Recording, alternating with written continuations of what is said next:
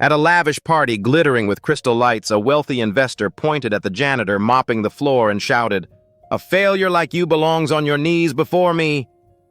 But what he didn't know was that in just a few minutes that very failure would expose a dark secret that could bring down his entire billion-dollar empire. Golden light from hundreds of crystal chandeliers poured down onto the ballroom. Soft jazz floated through the air, mingling with the gentle clink of crystal glasses. Tailored tuxedos, dazzling evening gowns, diamonds glittering on the necks and wrists of high society women together, they created a scene so extravagant it was almost suffocating. It was a rare gathering, a night that brought together the city's most powerful players. Real estate moguls, renowned bankers, investors, who could alter the fate of entire companies with a single nod. But the center of attention wasn't the vintage Bordeaux wine uncorked from a 50-year-old cellar, nor the melodic tunes played by a live orchestra. Every eye in the room was fixed on one man, Victor Tran, the wealthiest investor in the room, once dubbed the Golden Touch of Wall Street. He stood in the center of the ballroom like a king, his Italian suit hugging his frame with precision, silver-streaked hair slicked back and eyes sharp enough to appraise a person's worth with a single glance. In his hand was a crystal wine glass, the deep red liquid gleaming like blood, and every word he spoke was devoured by the crowd as if it were gospel. Winners sit at the top.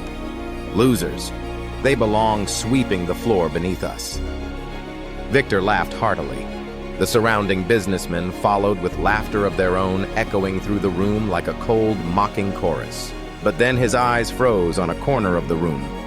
An old figure, a man in a faded blue janitor's uniform, worn gloves on his hands, carefully scrubbing a spill of wine off the pristine white marble floor. Head bowed low, shoulders hunched. He was completely out of place in this world of gold and glitter, like a discordant note in an otherwise perfect symphony. Victor suddenly laughed, a laugh full of disdain. He raised a finger and pointed directly at the janitor. "Look at this. A living, breathing example of failure. A life spent with your head down, cleaning up after others. If you don't have the guts to make it, this is your future, useless, forgotten, worn down." Laughter erupted, sharp, eager, sycophantic. A waitress hesitated, eyes flickering with discomfort. A woman in a red dress frowned slightly, but no one dared speak up. The janitor said nothing. His frail hands trembled slightly, but he kept cleaning. Victor took a step closer. His voice rang out cold and cutting. "Tell me, old man, how much do you make in a month? Can you even afford the shoes I'm wearing? Doesn't living like this humiliate you?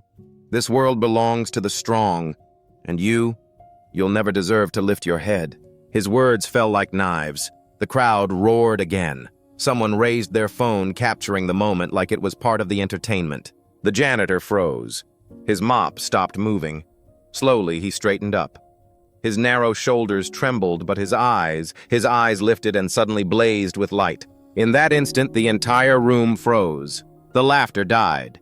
Even the music seemed to vanish. All that remained was the sharp, shallow breath of Victor himself, a man who had never imagined that a failure would dare to look him in the eye. Those eyes. They weren't the eyes of a lowly janitor. They were the eyes of someone who had once stood at the top. Eyes that held something greater, deeper, darker, more dangerous. A faint smile crossed the janitor's lips. His voice rose rough but steady, echoing through the now silent room. "You really believe? You know everything about those beneath you." Victor's brow furrowed. The crowd began to murmur.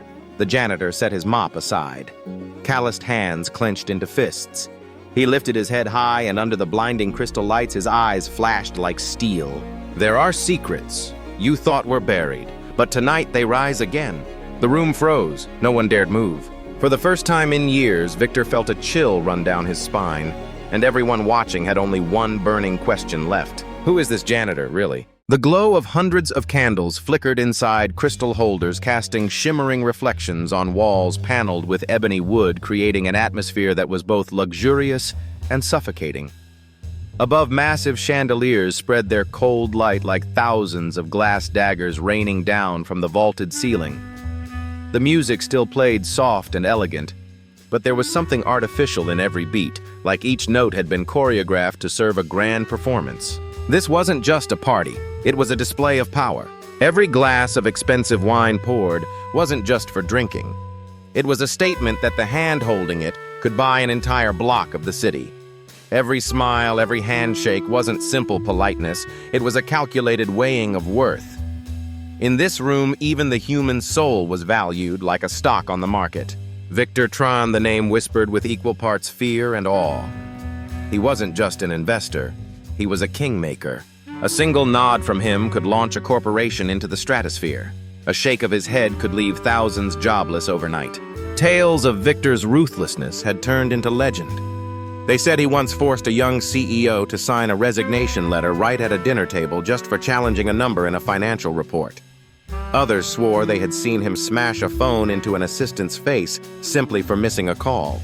And the saddest part, those stories were told not as warnings, but as proof of the decisiveness that so many in the industry admired. At tonight's banquet, Victor sat at the head of a long table draped in pristine white linen, a glass of red wine in hand. On the lapel of his tailored suit gleamed a gold pin engraved with the letter V, his personal insignia, now synonymous with unchecked power. Around him swarmed eager young entrepreneurs hungry for opportunity, circling like small fish waiting for scraps to fall from the shark's table. In stark contrast to that dazzling world in the far corner of the hall, the janitor quietly continued his work. His uniform, once blue, had faded with age and countless washes. The soles of his shoes were worn thin. His hands were gaunt and sinewy joints protruding as if he bore the weight of the world on his back every single day. No one in the room paid him any attention unless they needed a fresh glass or a spill wiped clean. He existed like a shadow, but that shadow had been in this room for years. People might not know his name, but they recognized his slow, quiet gait, his hunched back, the silent gaze. Night after night, he arrived early to prepare the ballroom and stayed long after everyone had gone, cleaning up the remains of their grandeur. No one knew where he lived, how he got to work, or what he had for dinner. To them, he was simply the old janitor. But behind those quiet eyes was a story never told. And tonight that story would begin to unfold. Victor raised his glass, his voice ringing out deliberately loud enough for everyone to hear. Ladies and gentlemen, in our world, the strong rule. The winners write history, the losers vanish like dust. He paused. His gaze landed on the hunched figure still scrubbing the floor. And then he laughed. If you want to see what a loser looks like, just look over there. Victor pointed directly at the janitor. A burst of laughter erupted, followed by a wave of curious glances toward the far corner of the hall. The janitor froze, but did not lift his head. His shoulders trembled slightly as if he scrubbed harder just to hide the shake. Victor strode forward, each step crushing what little dignity the old man still seemed to cling to. All your life, what have you accomplished? Victor's voice dripped with contempt. Do you even realize that when you bow to clean the floor, men like me walk past you without so much as a glance? You are living proof that this world was never made for the weak. Laughter again. But this time it came with furrowed brows. A few guests began to shift uncomfortably. The woman in the red dress set her glass down, eyes softening with pity. A young waiter bit his lip and subtly shook his head. Still, the janitor said nothing. His frail hand clenched tightly around the mop handle. His breath was labored, but in his eyes something had changed. No longer just patience, no longer just silence. In that moment, the entire room seemed suspended. The chandeliers still glowed, the music still played.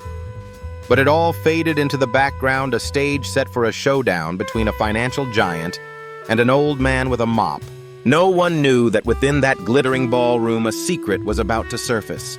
A secret Victor thought he had buried long ago. A secret tied to the quiet, brooding eyes of the janitor. And once it emerged, it wouldn't just shake a man. It would shake a billion-dollar empire. Victor's laughter rang out again, louder, longer, as if he were branding it into everyone's ears. He tilted his head back, took another sip of wine, then slammed the glass onto the table with a sharp, arrogant clink. Look at him, Victor said, his voice deep and theatrical. This is what failure looks like. A man who spent his entire life scrubbing floors. A face no one will ever remember. A name that will never grace the cover of a finance magazine. A life, forever beneath others. The janitor paused. The spill on the floor was long gone, but his hand continued to move in slow, deliberate strokes, as if stalling, as if searching for a reason not to look up at the man basking in his own cruelty. A young businessman, eager to please Victor, chimed in with a laugh. "That's right, sir. The world's got two kinds of people, those who make money and those who clean up after them. And clearly, we know which side we're on." The table burst into laughter, shrill, cold. It sliced through the air like shards of ice, jarring to anyone who still had a shred of conscience left. And still the janitor said nothing. But in those downcast eyes, a glint sparked to life. The party went on. Waiters brought out the main course, perfectly seared Wagyu steak, rich and aromatic. Fresh glasses of wine were poured, their ruby hues glinting beneath the chandeliers. The jazz band picked up the tempo, now livelier, more upbeat. But around the central table, the air had grown heavy. Victor still wasn't done. "Hey, old man," he called out, his voice sharp and commanding, like summoning a dog. "Come here. Yes, you. Bring more napkins and clean up the wine I just spilled. Not a single stain, I can't stand sloppiness." The janitor approached. His hand trembled, but his movements were careful, deliberate. He laid down more napkins, then quietly wiped every drop of wine from the table. Victor rested his chin in one hand, staring at him like some strange specimen under glass. Then he chuckled. "This is fascinating. You know," he said, turning to the others, "I once paid a few $1,000,000 for a painting. But looking at this guy, I wonder, would anyone pay a single cent for a life like his?" Laughter followed.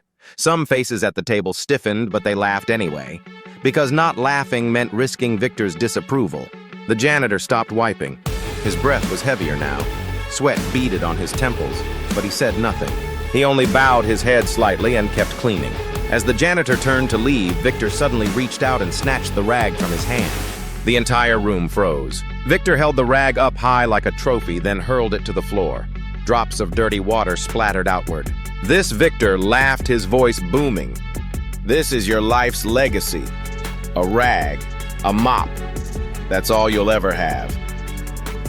While he raised his crystal wine glass, I own this building, this company, this city." The janitor looked down at the rag, his eyes following it, as if the act had carved a wound deep into his chest. Slowly, he bent down and picked it up. His hands trembled, but as his fingers closed tightly around the damp cloth, the veins in his forearms stood out. Not a word, not a tear, just silence. A silence so deep it was terrifying. The murmurs began to ripple through the crowd. A few guests could no longer stomach what they were witnessing. "That's too much," a woman whispered. "He's just doing his job," another guest muttered, shaking his head. But no one stepped forward. No one wanted to become Victor's next target. The woman in the red dress, who had remained silent until now, leaned toward her companion and whispered, "Did you see the janitor's eyes? That's not the look of a coward, it's the look of someone waiting for something." Victor called out again, "Hey, old man, stand up straight, look me in the eye." The janitor slowly raised his head. His gaze met Victor's, steady, unwavering. No more hiding, no more looking down. Victor paused, if only for half a second. There was something in those eyes, something unsettling. A vague, nagging familiarity. But he shook it off with a laugh, trying to drown the unease. "That look," Victor scoffed. "Don't think staring me down makes you somebody. You're still just a janitor. You always will be." The janitor didn't respond. His lips pressed into a tight line, but his gaze remained locked, sharp, unyielding, so piercing that for a brief moment, Victor looked away. An older businessman seated at a nearby table leaned toward his companion and whispered, "Strange, that old man's eyes. I swear I've seen them somewhere before." The other man frowned, replying quietly, "Maybe he was someone. Some people. They once had everything, then lost it all. The hardest part is becoming invisible." Those murmurs never reached Victor's ears, but they planted something in the air, a creeping, quiet unease. Victor wasn't finished. He tapped his spoon against his glass, the clear chime cutting through the room. "Ladies and gentlemen," he announced, voice grand, arms raised, "let us raise a toast. A toast to success, to those bold enough to rise to the top. And as a reminder to us all, never become like that old man." The room hesitated. Some clinked glasses. Some stayed silent. The air grew heavy with discomfort. The janitor stood there surrounded by a sea of uneasy stares, some pitying, some fearful. But he didn't lower his gaze. Not this time. He stood tall, fingers clenched around the mop handle, eyes cold fixed on Victor like a sharpened blade. The atmosphere stretched tight as if the whole room was holding its breath, waiting for a single spark to set it all ablaze. Just as Victor raised his glass for the toast, the janitor's voice cut through the silence. Raspy, slow, but clear enough to make the entire room freeze. "Mr. Victor, are you sure you want everyone here to remember tonight?" Victor paused. His glass halted midair. The crowd held its breath. The janitor's eyes gleamed. A faint smile played on his lips. "Because if they do remember, they won't just remember your wealth. They'll remember what you've tried so hard to bury." Silence. The entire room felt like it had stopped breathing. Victor's face paled just for a moment. The room fell into utter silence after the janitor spoke. Victor's wine glass froze mid-air, the deep red liquid swirling like blood beneath the crystal lights. "What? Did you just say?" Victor growled, each word rasping from his throat. The janitor didn't answer immediately. He calmly set the mop aside, then stood up straight. For the first time that night, his posture was no longer hunched. His gaze swept across the room, pausing on every face. Each guest now locked in, no longer thinking about wine or wagyu, but about him. Then he spoke, his voice rough, but every word clear and deliberate. "Yes, I am a janitor. But I wasn't always this way. And don't think for a second I don't know exactly who you are, Victor Tran." The name Victor rang out like a bullet. It struck the silence, slicing through the luxury and pretense. And in that moment, no one in the room dared blink. Victor let out a dry, forced laugh, trying to reassert control. "Oh, so you know my name, big deal. Everyone does. Don't think a few cryptic lines can rattle me." But the janitor's faint smile didn't fade. It wasn't warm. It was cold, sharp as a blade. "Oh, I've known your name for a very long time. Long before they called you the Wall Street legend. Before you were crowned Investor of the Decade. Before you wielded the name Victor Tran like a weapon to intimidate the world." Victor's brow tightened. Beads of sweat glistened on his temple. You're making this up." The janitor shook his head slowly. "No, I'm just reminding you of the truth you tried to bury. 20 years ago, I had a company. Small, yes, but it carried the dreams, the sweat, the very lives of my team and me. We believed in something. We believed we could build a technology that would change everything." A stir rippled through the room. Faces turned. Whispers rose. "But then you came. You smiled. You made promises. And then you tore it all apart. You used dirty contracts. You bribed the person I trusted most. And in the end, you kicked me out of the very company I founded. Left me with nothing. Left my family in ruin." A low murmur swept across the room. Guests exchanged looks. Someone whispered, "Wait, was he a businessman?" The woman in the red dress leaned forward, eyes fixed on the janitor. Her voice trembled. "I remember now. I read an old article years ago about a tech company that collapsed mysteriously almost 2 decades back. Everyone thought it was just a failed startup, a founder who couldn't handle the pressure." Her words stirred this room. Curiosity turned to doubt. Doubt turned to suspicion. Victor snapped, voice strained and desperate. Silence. "You fools. Can't you see he's just a bitter old man? A failure grasping for sympathy with some made-up story." But the words rang hollow, forced, because all eyes were now on the janitor. And for the first time, he spoke with full clarity, each word landing like a hammer. "My name is Tran Min Kwang." The room shattered into stunned silence. Gasps echoed. Several older businessmen stared, mouths agape, recognition dawning in their eyes. "Tran Min Kwang! My God, isn't that—" A guest gasped. "Yes, the janitor." "No." Tran Min Kwang spoke calmly, but his voice carried power now. "I was the founder of Q-Tech, the company once hailed as the rising star of clean energy. 20 years ago, the press couldn't stop writing about us. We had a chance to change the world. But then, one hand crushed it all." He turned to Victor, his eyes blazing. "And that hand was yours." Victor went pale. He stumbled half a step backward, his spine brushing against the back of his chair. "You—" "Shut up." Victor snarled, but his voice trembled. Tran Minh Quang didn't stop. From the pocket of his janitor's uniform, he pulled out an old, slightly crumpled envelope worn by time but intact. He opened it, revealing a stack of yellowed, photocopied pages, their corners frayed.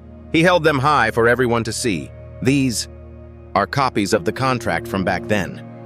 The very contract Victor pressured me into signing with sweet promises and veiled threats.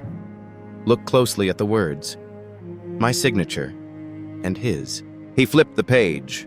Sure enough, right beside Tran Minh Quang's signature was another sharp, cold, and unmistakable Victor Tran. The room erupted in gasps. Some guests stepped closer, craning to get a better look. Victor had gone ghostly pale. His hand trembled violently around his wine glass. That's forged, he shouted. But his voice cracked, uncertain, defensive. No longer the voice of a man in control. Tran Minh Quang folded the stack of papers and tucked them back into his pocket. He didn't need to say more. The trembling in Victor's eyes was the clearest evidence of all. You thought time would bury everything. But no, Victor. Some wounds don't fade. I stayed silent for 20 years. I swallowed shame, lived in poverty, became a shadow in the very city where I once dreamed of changing the world. But tonight, his voice cracked, then rose clear and defiant. Tonight, I will be silent no more. A faint clap echoed from the back of the room, then another, and another.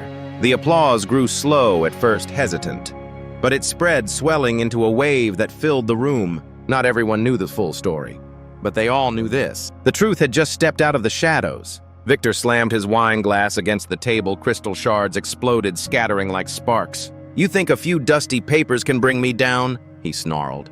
You have no idea who you're dealing with, old man. I'll bury you again, just like before. But this time, no one laughed. No one echoed his insults. No one moved to support him. All eyes were fixed on Tran Minh Quang, the aged janitor, and the once brilliant entrepreneur whose dream had been stolen, now standing tall to reclaim the truth. The air was thick, tense, electric. A secret had been unearthed, but not yet fully revealed. The echo of shattered crystal still lingered, the fragments sparkling under the chandelier like 1,000 shards of truth finally breaking free. Victor stood there, chest heaving, his face flushed with rage and fear. He scanned the banquet table, desperate for an ally. But every gaze turned away, every head lowered. No one would stand with him now. You're listening to him, he shouted, voice raw and cracking. A bitter, washed-up old man spinning lies for sympathy. He's nothing, nothing. But his voice, once commanding, now rang hollow and only deepened the chill settling over the crowd. Because no one believed him anymore. A middle-aged man at the opposite table cautiously raised his voice. But those documents, that's your signature, Victor. How do you explain that? Victor spun around, snarling forgery. All of it is forged. But just then, from the far end of the room, another voice spoke. Calm, cold, unshaken. I'm afraid that's not true, Mr. Victor. All eyes turned. From the crowd stepped a composed Japanese man in a dark suit. He introduced himself, voice steady. My name is Kenji Sato. 20 years ago, I served as international legal counsel for Q-Tech. I still hold a certified copy of the original contract, and the signature on the documents Mr. Quang just presented matches exactly. A wave of gasps swept through the room. Victor's face drained of color, eyes wild. You dare, he barked, lunging forward, but stopped short, because every eye in that room was locked on him now, not with admiration, but with suspicion and contempt. Mr. Quang stepped forward, his voice calm yet razor-sharp. That's enough, Victor. I stayed silent for too long. But tonight in front of everyone, you will hear what you did. From his pocket, he pulled out a small, worn USB drive wrapped in silver duct tape. A waiter quickly wheeled over the banquet projector meant for party slideshows. Without a word, Mr. Quang plugged in the USB. The screen lit up. A series of emails appeared. From Victor Tran at capitalgroup.com to board at qtech.com. Subject: acquisition strategy. Drive up legal costs. Pressure the bank to recall their loan. Once the company is weak enough, we'll buy it for pennies. Don't worry about the press. We'll spin the incompetent founder narrative to bury him. The crowd gasped in unison. Hands flew to mouths. Several phones came out recording. Victor lunged toward the screen, screaming, "Stop that! Shut it off! That's stolen property!" But two restaurant security guards stepped in, blocking him firmly. They weren't on his side anymore. A woman rose abruptly from her seat, her voice trembling with fury. "Oh my God. I invested in Victor Capital. Now I see why so many small companies were crushed, so many families ruined. He was the one behind it all." Another guest chimed in louder. "And here we've been raising our glasses to a vulture dressed up as a so-called investment genius." The murmurs turned into open condemnation, disgust, betrayal, outrage. A wave of anger swept the room like a rising tide. Victor stumbled back, spinning in place, a cornered predator trapped in the spotlight of truth. The empire he once ruled with arrogance was crumbling around him. Tran Min Kwang stepped forward once more. His eyes blazed and his voice thundered like a storm rolling through the ballroom. "Victor Tran, you didn't just steal from me. You stole the faith of hundreds of Q-Tech employees. You left them jobless, left their families shattered. You destroyed lives, then walked away rich." His voice grew heavier, cutting through the room. "Do you remember Nguyen Hu Duc, the lead project engineer? His wife was 8 months pregnant. They lost their home when Q-Tech collapsed. Or Lei Lan, the head accountant. She was forced to leave the country to raise her child alone. Have you ever thought about what you left behind?" Victor trembled. And for the first time, the cold, steely eyes that once silenced boardrooms filled with tears. But those weren't tears of remorse. They were tears of fear. Fear of truth. Fear of reckoning. "Shut up! Shut up!" he screamed. But the scream cracked thin and desperate. No longer the voice of a man in power, just the echo of someone being undone. Mr. Kwang pulled out another folder, thicker stamped, meticulously organized. And here, he said, firmly raising it high for all to see, are the bank records, proof of funds transferred to offshore accounts. Clear evidence of bribery, manipulation, and how you dismantled my company piece by piece. I've kept these for 20 years, waiting for this moment. And now, everyone here is witness. The sound of cameras clicking erupted, phones recording, flashes everywhere. Several journalists originally at the gala to cover Victor's charity event had just stumbled upon a seismic headline. Tonight wasn't a celebration. It was a reckoning. Victor collapsed into his chair, hands clutching his head. He muttered brokenly, "No, this can't be. I'm Victor Tran. I'm invincible." But no one believed in that invincible glow anymore. All that remained in the room was the image of a once powerful man stripped bare, exposed, small, and pitiful. An elderly businessman, once one of Victor's closest allies, stood slowly, eyes full of quiet disappointment. "Victor, you're no longer the man I once knew. And as of tonight, you're no longer a part of this world we built." Applause erupted first, scattered, then surging like a wave. But it wasn't applause of admiration. It was judgment. It was final. Mr. Kwang stood beneath the lights, his aged face weathered but proud. He didn't smile. He didn't weep. He simply exhaled, long and steady. "Justice has yet to come," he said softly. "But the truth has finally been spoken." Victor looked up, eyes bloodshot, face twisted with despair. "You'll regret this. Kwang, I won't let this go." But his threats barely echoed, faint and powerless, in a room that no longer belonged to him. The entire hall fell into a heavy silence. Everyone was watching, waiting. Would Victor be arrested? Would Mr. Kwang take the next step? The night had cracked open a long-buried truth, but what came next was yet to be written. That night, the once glorious ballroom, once Victor Tran's grand stage of power, was left with nothing but echoes of chaos. Guests slipped out quietly or in hushed, stunned conversations. In many hands were phones still recording or uploading the now viral footage of a scandal that had just shattered the illusion of invincibility. Within hours, the videos spread like wildfire. The hashtags had Victor Tran and had Janitor Truth flooded every major social platform. No one had expected that the old janitor was, in fact, Tran Min Kwang, the founder of Q-Tech, long thought lost to corporate history. By morning, the headlines screamed across newsstands and homepages. Victor Capital Empire, shaken by 2-decade scandal. Janitor at Charity Gala reveals explosive truth, the fall of Q-Tech. From Wall Street legend to public reckoning. The world had changed overnight. And this time, it wasn't Victor who wrote the narrative. It was the man he tried to erase. Victor Tran awoke in his opulent penthouse, but it no longer felt like a fortress. The shrill ringing of his phone hadn't stopped since dawn. Lawyers, board members, major shareholders, journalists, all circling like vultures around a wounded beast. In just 24 hours, Victor Capital's stock had plunged over 30%. Key partners publicly severed ties. The Securities Commission and Financial Crimes Bureau had launched formal investigations into Victor's past deals. He sat motionless in front of his computer, staring blankly as his net worth bled away in real time. And what haunted him most was not the numbers or the headlines, but the faces from that night. The eyes of the crowd, once full of admiration, now burning with disgust and fury.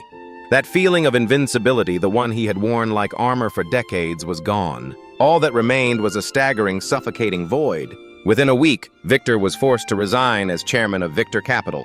Headlines didn't hold back disgraced, collapsed. His reign is over. Those who once praised him now scrambled to distance themselves. Alliances evaporated. Loyalty dissolved into silence or, worse, open condemnation. Victor tried to fight back. He hired top-tier attorneys, pushed for damage control, attempted to release statements denying everything. But the evidence, email by email, contract by contract, painstakingly compiled by Tran Minh Quang and his former allies, stood like a wall of truth too solid to breach. And it wasn't just public opinion closing in, the law was too. Offshore accounts, shady deals. One by one they surfaced, undeniable, inescapable. Victor sat alone in a darkened room, a glass of wine in his hand. The deep red once signaled triumph. Now it was bitter, empty. What he was drinking now was the crushing taste of finality. In stark contrast to Victor's downfall, Tran Minh Quang stepped into the light as an unexpected symbol of integrity and resilience. The media called him the silent hero, the wind of justice blowing against the tide. But he wasn't triumphant. He didn't boast. And when he appeared on national television, he spoke only one simple sentence: "There are truths that time cannot bury." I wasn't seeking revenge, I only wanted dignity restored. Not just for myself, but for everyone who once believed in Q-Tech. That sentence moved millions to tears. Shortly after, a major international tech corporation approached him, offering a partnership to revive the original Q-Tech vision. Not from scratch, but building upon the ideas once stolen, once abandoned. Old engineers, now graying, weathered by time, returned. They found him. They embraced him. And they wept. Because the dream they thought had died 20 years ago had just come back to life. In a public hearing broadcast live, Victor Tran was summoned to appear before the Regulatory Commission. Across from him sat Tran Minh Quang, this time not in a janitor's uniform, but as a witness. The entire chamber held its breath. Two men, one once hailed as a titan, the other long dismissed as a ghost, now faced each other again. Victor kept his head bowed. The arrogance, the bravado gone. What remained was a man hollowed out by truth.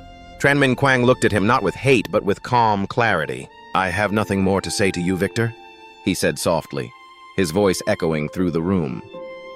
"The truth has already spoken. You may escape many things, but you can't escape the memory of those you stepped on." And that, he said, pausing, is the heaviest sentence of all.